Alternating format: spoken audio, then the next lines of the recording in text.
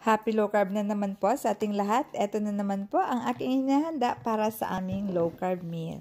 So ayan guys, meron tayong rolled asparagus with bacon, tapos ang ating tomato. So ayan guys, ito na guys ang ating nagawa. So first, pinalambot ko muna guys ang aking bacon. Ayan guys, bumili po ako ng natural bacon para ako na lang maglagay ng mga seasonings ko.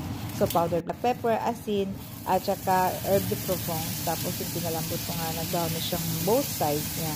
Tapos tinanggal ko po sa aking frying pan ng aking bacon. At nilagay ko na po, pinalambot kong konti din ang aking asparagus. Pwede nyo rin hindi guys, kasi ang pag-bake naman ng tawag nito, ng bacon, medyo matagal.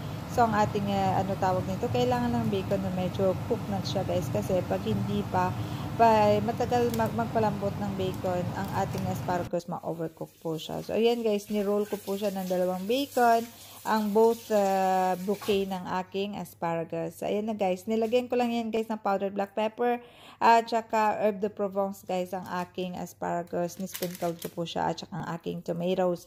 Ibibake na natin siya guys ng 25 minutes sa 210 degrees centigrade. So, ayan na guys, ready na itong i-bake. Diba? Ang ganda po ng aking bouquet of asparagus with bacon.